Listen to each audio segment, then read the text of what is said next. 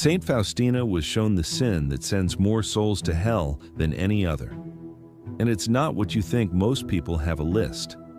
When they think about the sins serious enough to result in permanent separation from God, they think of the obvious ones, the dramatic ones, the ones that make headlines and fill confessionals with trembling penitents and appear in every serious conversation about moral failure, murder, adultery, grave violence, the sins that announce themselves, the sins that even the person committing them recognizes in the moment of committing them as a crossing of a serious line. Saint Faustina was shown that these sins, as serious as they are not the primary cause of souls being lost. She was shown what is. And when she understood what she was seeing, when the full weight of the vision landed and she grasped what Jesus was telling her about the sin that empties heaven of more souls than any other, she sat for a long time before she could write. Not because she was shocked by something unfamiliar, because she was shocked by something she recognized, something she had seen in the people around her, something she had felt in herself, something so ordinary and so pervasive and so thoroughly integrated into the texture of daily religious life that most people who are committing it have no idea that it is the most spiritually dangerous thing they do. The sin is despair of God's mercy, not atheism, not the dramatic rejection of God by someone who has considered the question and arrived at a definitive no. The quiet, persistent, functionally operative belief held by people who go to Mass, who pray, who consider themselves believers, that their particular sins or their particular failures or the particular person they have become over the particular years of their particular life are somehow outside the reach of what God's mercy can actually do. In this video, I'm going to walk you through exactly what Faustina was shown about this sin, why it is what it is, how it operates in a soul that considers itself religious, what it produces in the spiritual world, and the specific one-sentence answer that Faustina recorded, the answer Jesus gave her when she asked what could be done, that has the power to reach this sin in a way that nothing else can. Watch until the very end, because the last thing she wrote about this vision contains a warning that is addressed specifically to the person who is most certain this video is not about them. Let's begin with what despair of mercy actually looks like in practice, because the word despair suggests something dramatic. A person in crisis, a soul at the edge, someone in the visible throes of a spiritual breakdown. And that is not what Faustina was primarily shown. What she was primarily shown was something much quieter, much more ordinary, much more likely to be sitting in the pew next to you or looking back at you from the mirror, without anyone, including the person themselves, identifying it as the most dangerous thing in the room. She described it as a sustained interior conviction that operates beneath the level of conscious theology. A person can believe at the level of stated doctrine that God's mercy is infinite. They can say the words. They can mean the words in the sense of not intending to lie when they say them, and simultaneously carry, in the deeper and more operative layer of their interior life, a functional belief that looks something like this. Yes, God's mercy is infinite for most people, for most sins, in most circumstances. But for me, specifically, given what I have done specifically, and how many times I have done it specifically, and how long I have been doing it specifically, for me, there is an asterisk, a footnote, a qualification that applies to my case that does not apply to the general principle. Faustina wrote that Jesus described this interior qualification as one of the greatest wounds he encounters in human souls. Not because it is the most dramatic sin, because it is the most self-sealing one. Every other sin leaves the soul accessible to mercy. Even the gravest sin, committed with full knowledge and full deliberation, leaves the soul in a position where mercy is available if the soul turns toward it. But despair of mercy is the sin that turns the soul away from the very thing that could address every other sin it has committed. It is the sin that closes the door from the inside, and a door closed from the inside cannot be opened from the outside, however much the person on the other side is willing and waiting and wanting to enter. She was shown what this looks like in the spiritual world. She described it as a soul surrounded by mercy, the mercy present and available and pressing toward the soul from every direction, with a specific interior posture that prevents the mercy from entering. Not a wall exactly, more like a closing, like a hand that has been clenched so long around the belief in its own unworthiness that it has lost the ability to open. The mercy is there. It has always been there. It is not withheld. It is refused. And the refusal, she wrote, is not experienced by the soul as refusal. It is experienced as realism, as the honest assessment of a situation that other people's consoling words cannot change, as the truth about itself that the soul has finally, after years of hoping otherwise, accepted. This is why Faustina described it as the most dangerous sin, because it presents itself as honesty, as spiritual maturity, as the appropriate response of a soul that has looked at itself clearly and arrived at a sober conclusion. And it is none of these things. It is the enemy's most sophisticated lie, dressed in the clothing of self-knowledge and wearing the face of humility while destroying the soul from the inside. She was shown how this sin develops. It does not arrive fully formed. It grows incrementally through a specific sequence that she described with a precision that suggests she had observed it carefully in others and in herself. It begins with a genuine failure, something the soul did or did not do that it recognizes as wrong. The failure is real. The recognition is real.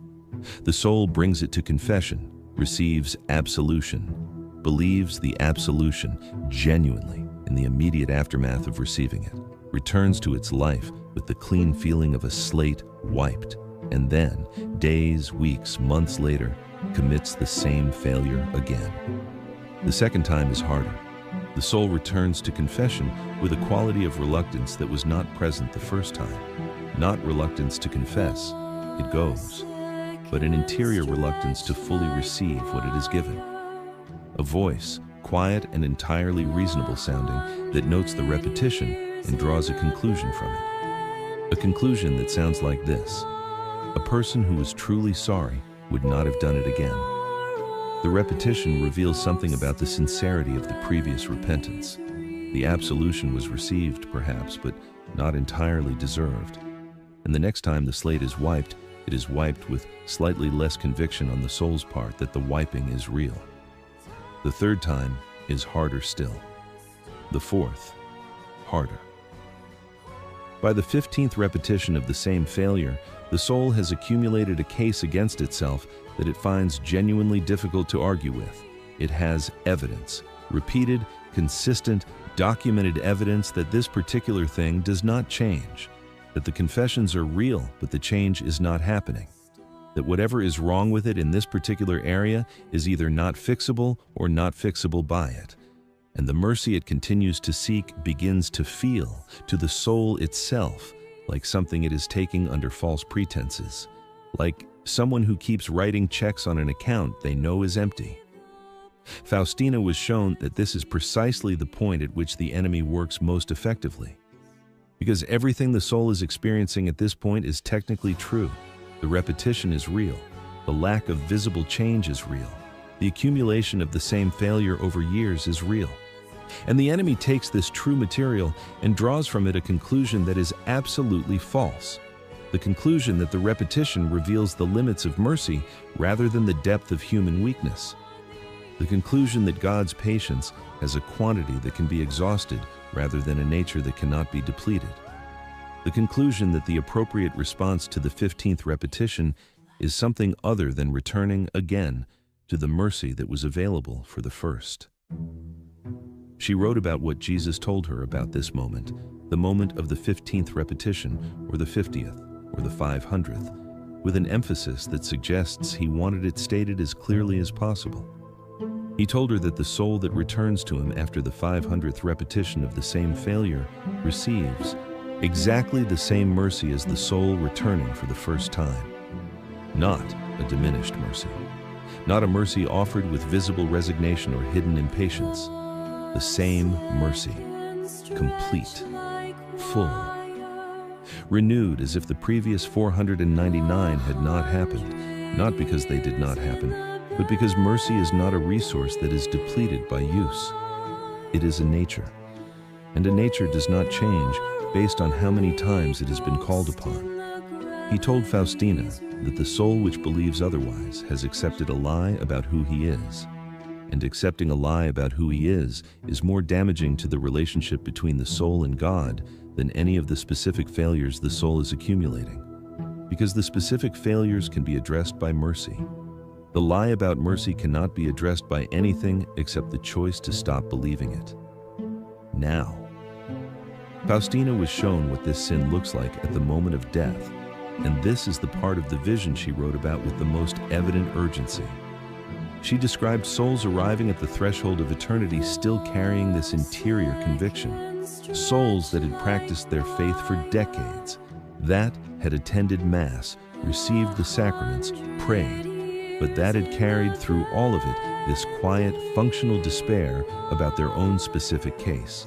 And at the moment of death, when the soul stands before the full reality of God's mercy, mercy that is present in its full and overwhelming magnitude, mercy that is extending toward this soul completely and without reservation, these souls struggle to receive it. Not because God is withholding it, because the soul has spent decades practicing the interior posture of not receiving it. And the habit is deep. And habits, even at the moment of death, do not dissolve instantly. She wrote that this is one of the most painful things she witnessed in all her visions, not the souls that rejected God dramatically, the souls that spent their lives reaching toward Him imperfectly and arrived at the end, still half convinced, despite everything, that they were not quite the kind of soul that gets to be fully received. She asked what could be done. She recorded the answer. He told her, trust, not as a feeling. Not as the warm confidence of a soul that has resolved all its doubts and conquered all its recurring failures. As a decision, the specific, daily, renewable decision to believe that His mercy is what He says it is, available, complete, undepleted for this soul in this moment, regardless of what this moment follows. He told her that this decision, made imperfectly, made while the doubt is still present, made without waiting for the doubt to resolve itself first, is the one thing that this sin cannot survive.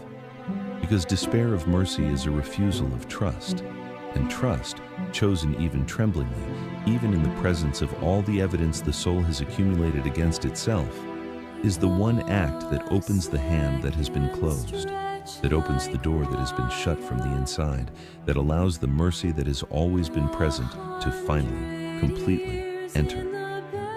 He told her to tell every soul that it is not too late, that the repetition does not reveal the limit of His mercy, that the evidence the soul has accumulated against itself is evidence of human weakness, not evidence of divine limits, that the appropriate response to the 15th failure, the 50th, and the 500th is the same as the appropriate response to the first. Return. Bring it. Bring all of it. Bring the repetition and the shame and the doubt about whether returning again is even worth doing. Bring the whole accumulation and receive, again, what has never been less available than it was the first time. She wrote one final thing about this vision. The warning, she said, was addressed to the person most certain this video is not about them. She wrote that